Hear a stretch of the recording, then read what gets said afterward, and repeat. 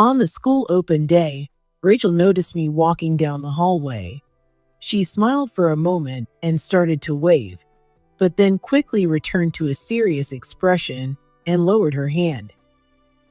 It seemed like she wanted to talk to me, her mother, but something inside was holding her back.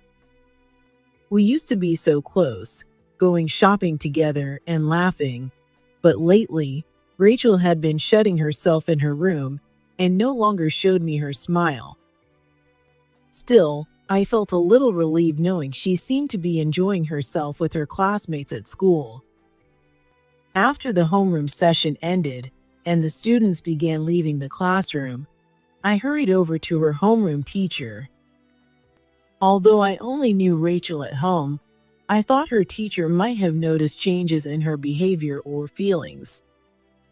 I was nervous about hearing Rachel's true thoughts, but since I had decided to protect and raise her, I knew this was something I couldn't avoid. "Miss Wilson, I'm sorry to bother you when you're busy, but I was hoping to talk to you for a moment." Betty, perfect timing. I also needed to talk to you. She glanced around to make sure no one was watching and led me to the home economics room in a separate building. There's a reason I brought you here, Betty. The truth is, it's about Rachel. Taking a knife out from a shelf, she began to reveal the truth about Rachel, and it was far beyond anything I could have imagined. "My name is Betty, and I'm a 45-year-old nurse. I live with my husband, Jacob, who works at the local city hall, and our daughter, Rachel. On weekends, my favorite thing to do is go grocery shopping with Rachel at a nearby store. We chat about our favorite pop stars or comedians, and sometimes a familiar store clerk will strike up a conversation." You two are such a lovely mother-daughter pair. She's the best mom ever. Rachel always says with a smile, and it warms my heart.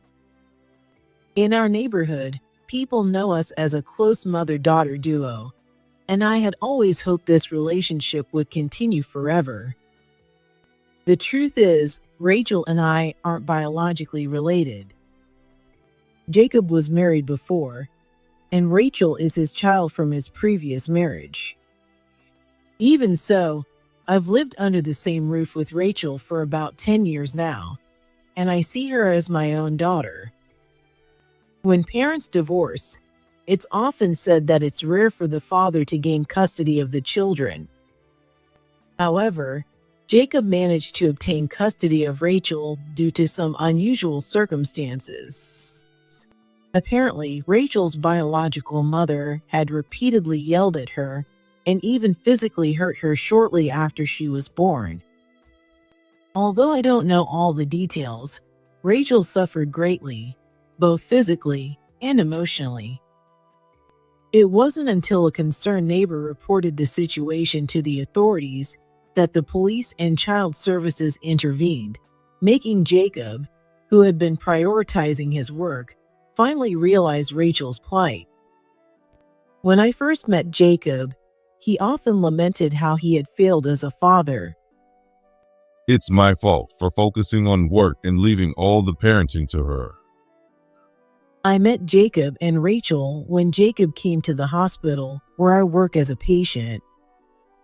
At first, our relationship was just nurse and patient, but as we had more casual conversations, we naturally grew closer to each other. Eventually, as we started to think about marriage, Jacob opened up to me about Rachel's past. The first time I met Rachel, she was just 3 years old. She was clutching a teddy bear Jacob had given her as a birthday present and refused to let it go. "Hi, Rachel. It's nice to meet you." When I reached out my hand for a handshake, Rachel instinctively pulled hers back. Are you going to hit me, Betty? The moment I saw Rachel asking in a trembling voice, it felt like my chest was being crushed.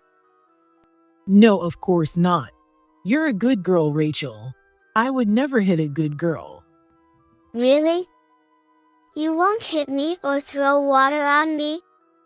I hugged her trembling little body and whispered softly into her ear, "I'll protect you, Rachel." As she buried her face in my chest and sobbed, I stroked her head and made a vow to make her happy no matter what. "You can call me Mom if you'd like." Rachel seemed a little cautious. It was understandable, given the hardship she had endured from her biological mother. Even so, I wanted to spend as much time with Rachel as I could on my days off. At night, I would lie next to her and read storybooks until she fell asleep. Stop. Mom, I'm scared. Sometimes, her past experiences would surface in her dreams, and she would cry in her sleep. I can't say for certain if my efforts paid off, but Rachel gradually began to open up, and eventually, she started initiating conversations with me. Hey, Mom, today Zoe from my class said. After overcoming her difficult past, Rachel grew into a cheerful and innocent child by the time she started elementary school, always smiling. Because of my job as a nurse, my schedule is inevitably irregular. Even so, on days when I wasn't home or got back late, Rachel would often take the initiative to cook or help with household chores. So, Mom, this Sunday you're off work, right? I was thinking of inviting my friends, and we could all go to the amusement park. Rachel and I were so close that, eventually, Jacob started to feel a bit jealous of our relationship. Hey, Rachel. How about chatting with your dad sometimes, too? He said it with such a lonely expression that I couldn't help but laugh. Rachel would sometimes go quiet whenever Jacob came near. She was likely entering that tricky stage when some girls find it hard to connect with their fathers. Don't worry, I'll listen to Rachel's stories for you. I ended up responding in a joking manner as well. Though I felt a little bad for Jacob, I couldn't help but feel happy that Rachel seemed to trust me so deeply. However, about a month after Rachel started middle school, she suddenly became a different person, losing her cheerful energy. The drastic change in her surroundings from elementary to middle school was likely a factor. Even so, I felt deeply anxious that Rachel, who used to share even her smallest worries with me, had recently become so quiet. She still helped with cooking, cleaning, and laundry as usual. But the Rachel who used to laugh and talk about her day at school seemed to have disappeared. It used to be her habit to finish her homework and then sit beside me to watch TV dramas together. Now, aside from dinner and bathing, she would retreat to her room and lock the door. What's wrong with her? She doesn't talk to me about anything after school anymore and just shuts herself in her room. Something's not right. Unable to dismiss my worries, I brought it up to Jacob after he got home from work. There's no need to overthink it. She's probably just at that age. Jacob just laughed it off like it was someone else's problem and didn't address my concerns head on. If Rachel is struggling with fears or worries, I want to help her as her mother. When I first met Rachel, I made a vow to her and to myself that I would ensure her happiness no matter what. Yet now, not being able to notice her pain or do anything to help her made me feel so helpless and frustrated. Rachel, would you like to chat with me for a bit? I called out to her from outside her room, but Rachel didn't respond.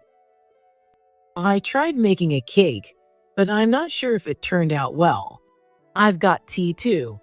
Want to come eat it with me? After a moment, the door opened slightly, and Rachel peeked out through the crack. Come here. You can talk to me about anything. Don't hold back. Rachel slightly opened her mouth to speak, but then closed it again and looked away. I didn't want to force the door open. I felt it was important to respect Rachel's feelings and let her decide when to open up. I resolved to wait patiently until Rachel chose to share her troubles with me on her own. Suddenly, I noticed Jacob standing behind me, watching. Rachel let out a small gasp, almost like a cry, and quickly slammed the door shut. Jacob, something is definitely wrong with Rachel. She's troubled by something. Don't worry about it too much. By the way, if Rachel doesn't want the cake, can I have it? I had hoped Jacob would help me think through the situation, but he didn't seem willing to face it seriously. I didn't know what else to do and found myself sighing constantly. Even when I came home from work, I no longer heard Rachel's bright and cheerful greetings. How long has it been since I last saw her smile? As I glanced at the calendar, my mind drifted to the past, trying to recall the last time Rachel had laughed. But thinking about it like this doesn't solve anything. No, what I need to do now is face Rachel as she is today. I forced a smile at my reflection in the mirror, trying to encourage myself. Even so, it was hard to say I successfully hid the exhaustion on my face. Will the day come when we can laugh together again, just like before? As I thought about this, my eyes were drawn back to the calendar. A large mark was on the last day of May, with the word school written on it. Oh, right, the letter from school in early May mentioned there'd be the open school that day. I opened the desk drawer and checked the paper. Sure enough, Rachel's school open day was just 2 days away. I've been so caught up worrying about my relationship with Rachel that I almost forgot about it. I looked at myself in the mirror again and scolded my own weakness. If you can't pull yourself together, who will? You need to be strong if you're going to protect her. Since I've only seen Rachel at home, I have no idea what she's usually like at school. I thought that her homeroom teacher might have noticed any changes in Rachel's behavior. These days, the school open day is designed to accommodate families' schedules, allowing visits at any time, which was helpful for someone like me with irregular hours. At Rachel's middle school, parents could visit at any time on the scheduled day. Although I was off work that entire day, I decided to avoid the morning and go in the afternoon. If I wanted to have a thorough discussion with her homeroom teacher, it would be more convenient for both of us to talk after school. As much as I was afraid of learning Rachel's true feelings, I resolved that this was something I couldn't avoid if I was committed to protecting and raising her. On the day of the school open day, as I walked down the hallway, Rachel noticed me. For a moment, she smiled and started to wave, but then her expression quickly turned serious, and she lowered her hand. It seemed like she wanted to talk, but was holding herself back for some reason. Watching her behavior, I was overwhelmed with a vague sense of unease. Even so, once class began, Rachel responded to the teacher's call with the brightest voice of anyone in the room and read her essay with enthusiasm. She appeared to get along well with her classmates, occasionally chatting so much that the teacher had to remind her to focus. Seeing Rachel manage well at school eased my worries a little. After class ended, I stayed at the school, waiting for homeroom to finish. When it was over and the students started leaving the classroom, I quickly approached Rachel's homeroom teacher, Miss Wilson. Miss Wilson, I'm sorry to bother you when you're busy, but I was hoping to talk to you for a moment. Betty, perfect timing. I also needed to talk to you. Miss Wilson replied as she hurried toward me. She glanced around, as if checking for prying eyes, then lowered her voice and led me to the home economics room in a separate building. If privacy was the concern, surely there were closer options than the home economics room. There's a reason I brought you to this room. Judging by her serious expression, I could tell this wasn't going to be a cheerful conversation. Has anything changed at home recently with Rachel? The sudden question left me at a loss for how to respond. As she mentioned, Rachel had indeed been withdrawn lately, no longer showing the cheerful demeanor she used to have around me. And yet, I hadn't been able to connect with her or support her through whatever was troubling her. This moment painfully reminded me of my shortcomings as a mother. While I struggled for words, Miss Wilson glanced around again to make sure no one was nearby. She then retrieved a kitchen knife from the preparation room. Actually, something happened with Rachel during last month's in class. She began recounting a puzzling incident that Rachel had experienced.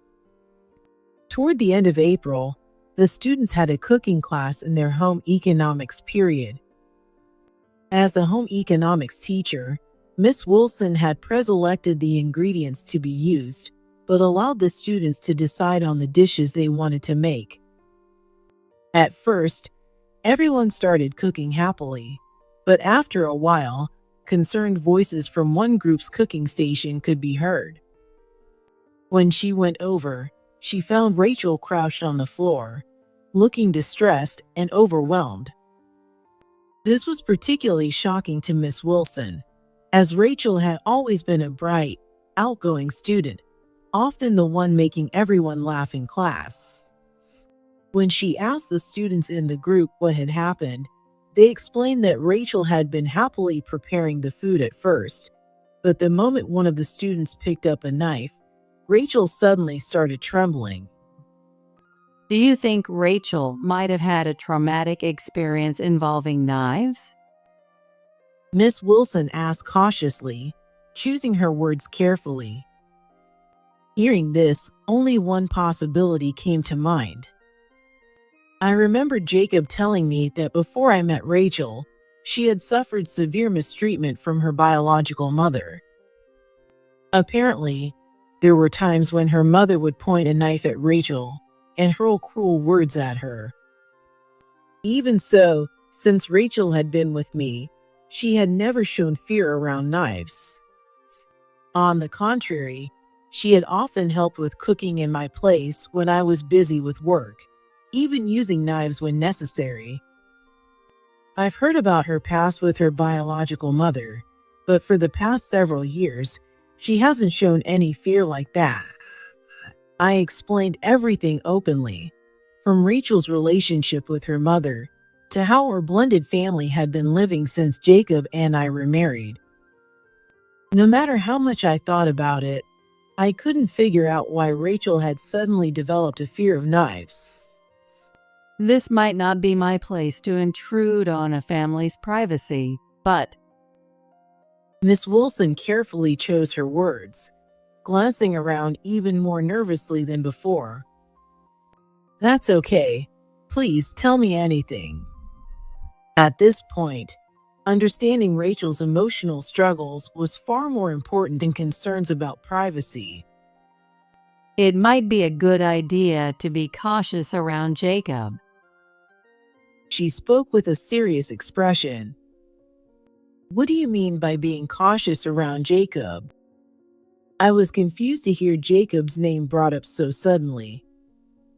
What could have possibly happened between Rachel and Jacob? Rachel was trembling and repeatedly said, "I'm sorry, Dad," while crying. Not just once. She said it over and over, as if she were being scolded by her father. As she recounted the scene, tears welled up in her eyes. Rachel said that. The truth revealed by Miss Wilson left me speechless. After my conversation with Miss Wilson ended and I walked out through the front gate, Rachel came running after me. Mom, wait. Rachel, I thought you had already gone home. I saw you go to the home economics room with Miss Wilson earlier. I couldn't think of anything to say right away, and an awkward silence filled the air. Are you enjoying school? Unable to bear the silence, I asked a safe, neutral question. It's fun. Everyone's really kind. From her voice, it didn't seem like she was avoiding talking to me. Shall we walk home together for the first time in a while? Yeah. Rachel nodded with a radiant smile, just like before.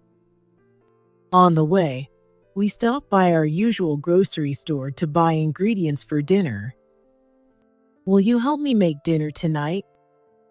Sure. But only if we make my favorite pasta tonight. As we divided the shopping bags between us, I felt a deep sense of happiness in being able to have these casual, everyday conversations with Rachel again. Hey Rachel, I just had a little chat with Miss Wilson earlier. Rachel, who was walking slightly ahead of me, began to slow her pace. She had always been a smart child, and it seemed like she had a sense of what I was about to say. Even so, she kept her smile, though her voice dropped as she asked, What did you talk about? about the cooking class and how you were trembling when you saw the knife. Oh, that. Yeah, about that. Rachel's smile suddenly became awkward. She seemed to be trying to maintain her usual cheerful expression, but her pain was evident, and her steps grew smaller. Eventually, she stopped walking altogether, turned to face me. I hate it. I was so scared. I just want to forget about it, but I keep remembering. She began to cry, large tears streaming down her face. Before I could ask her what had happened, my body moved on its own, and I pulled Rachel into a tight embrace. It's okay now, Rachel. I'll always be here for you. Clinging to me with all her strength, Rachel cried like a little child, unable to stop for a long time. I even forgot about the grocery bags we had dropped on the ground. I didn't ask her anything, choosing instead to patiently wait until she calmed down on her own. After about 5 minutes, Rachel finally steadied herself and spoke hesitantly. Mom, this is something Dad told me I must never talk about, but One day after her elementary school graduation ceremony, Rachel was planning to attend a sleepover graduation party at her friend's house. However, Rachel realized she had forgotten the teddy bear she always hugged while sleeping, so she went back home to retrieve it. At the time, I was at work, so only Jacob was supposed to be at home. When Rachel arrived, it was already dark outside, yet the house lights were off. As she opened the front door, she noticed a pair of high heels she had never seen before. The strong scent of perfume filled the air, accompanied by the sound of whispered voices coming from the bedroom. Although the house was completely dark, light was inexplicably leaking from the bedroom. Unable to understand what the situation meant, Rachel called out to Jacob, who she assumed had already come home. At first, she thought Jacob was simply watching TV alone in the bedroom. When Jacob noticed Rachel's presence, he panicked and tried to stop her. But by then, Rachel had already entered the bedroom and witnessed something she should never have seen. There, Jacob was embracing a young woman Rachel didn't recognize, and they were kissing. Both Jacob and the woman quickly separated, but even as a child, Rachel understood exactly what was happening. Overwhelmed, Rachel forgot about the teddy bear and tried to run out of the house. Stop. Don't run away. However, the moment Jacob's angry voice yelled at her from behind, Rachel froze in place, unable to move, as if she had turned to stone. That voice of Dad's. It sounded just like Mom's from before. Jacob grabbed a knife from the kitchen and pointed it at Rachel, who was frozen in place at the front door. If you tell Betty about this, you know what will happen, don't you? I'll send you back to that woman. He said that while pointing the tip of the knife at her. By that woman, Jacob was referring to Rachel's biological mother, who had repeatedly mistreated her. I felt so sorry for you, Mom. I couldn't forgive Dad for betraying you. But I was too scared to say anything. I'm sorry. As the memory of that moment resurfaced, Rachel's body tensed with fear and anxiety. "It's okay now. I'm here for you," I said, holding her tightly to keep her grounded and away from the terror of her past. Rachel had endured traumatic experiences in her childhood, including being threatened with a knife by her biological mother. Jacob, fully aware of this, had deliberately used the same tactic to threaten her. I found myself more furious at Jacob for doing something he knew would deeply hurt Rachel than for his infidelity. "I'll always protect you." I whispered those words repeatedly into Rachel's ear as she sobbed uncontrollably in my arms. "Whatever it takes, I'll gather proof of Jacob's wrongdoing. I'll make sure Rachel never has to cry or suffer again." Once home, I immediately began preparing to confront Jacob. About 10 days later, I came home one evening after work. I was originally scheduled for a night shift, but a coworker's situation had changed it to a day shift. Of course, I had emailed Jacob about it, but given how distant he had grown toward me, I wasn't sure if he had even read the message. From the moment I approached the house, I sensed something was off. Usually, the porch light would be on after dark, but that evening, not only was the porch light off, but the entire house was pitch black. However, Jacob's car was in the garage, so someone had to be inside. As I opened the door, I was immediately hit by a strong smell of perfume and saw a pair of women's high heels. So, these must be the shoes Rachel mentioned. Just as I had suspected, Jacob had brought his mistress into the house, thinking I wouldn't be home. It seemed likely that Jacob hadn't even read the email I sent. Or perhaps he didn't care enough to remember its contents. Either way, the fact remained that he had betrayed me and brought his mistress into our home. Rachel did not seem to be in the house. I decided to text Rachel to check, and she quickly replied. I'm at my friend's house, so don't worry. The living room lights were also off, making it clear that Jacob was likely in our bedroom, enjoying time with his mistress. The thought that he had brought another woman into the bed where I slept made me feel a wave of intense nausea rising in my stomach.